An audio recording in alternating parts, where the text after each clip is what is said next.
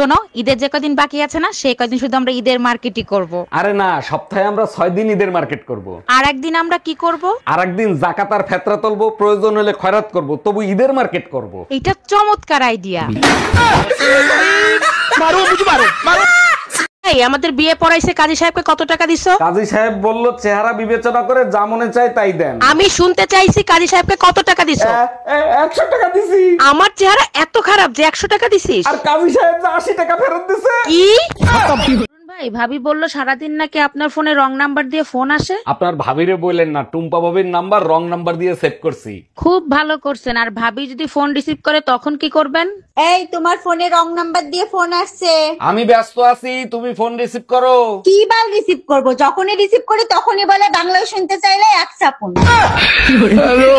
কতবার বলছি বাসা পুরাতন জিনিসপত্র পাল্টে নতুন জিনিসপত্র আনো, কথা কি কানে যায় না? দাঁড়াও, এখনই যাচ্ছি। এখন আবার কোথায় যাচ্ছ? বিয়ে করতে। আগে শালি তোরে পাল্টাবো। জানো তো রাতে বেলেট নিয়ে ঘুমাই।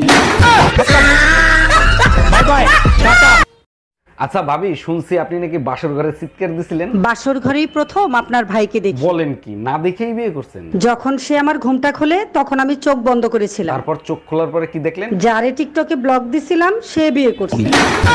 পুরুষ মানুষ নারীতে আটকায় না, পুরুষ মানুষ নারীর রূপেও আটকায় না, পুরুষ মানুষ মায়াতেও আটকায় না, পুরুষ মানুষ টাকাতেও আটকায়, পুরুষ মানুষ আটকায় শুধু মামলায়। এটাই বাস্তব। কি রে, কি হয়েছে? কান্দোস কে?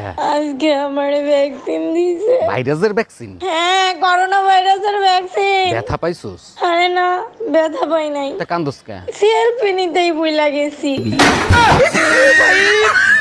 ডাক্তার দেখাইছো? কি বলছে ডাক্তার? ডাক্তার বলছে আমি আর বেশি দিন বাঁচবো না। মরার আগে তোমার শেষ ইচ্ছা কি আমাকে বলো? আচ্ছা, আমাদের 4টা বাচ্চা, 3টে একরকম আর একটা আলাদা। ওই বাচ্চা টাকার। মরার সময় মিথ্যে কথা বলবো না, ওটাই তোমার বাচ্চা। Bye bye, tata.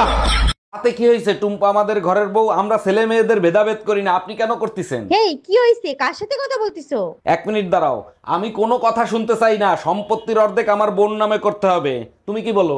অবশ্যই সম্পত্তির অর্ধেক আমাকে দিতে হবে। শুনছেন? আরে কার সাথে কথা বলতিছো? কে ফোন দিছে? তোমার বাবা ফোন দিছে।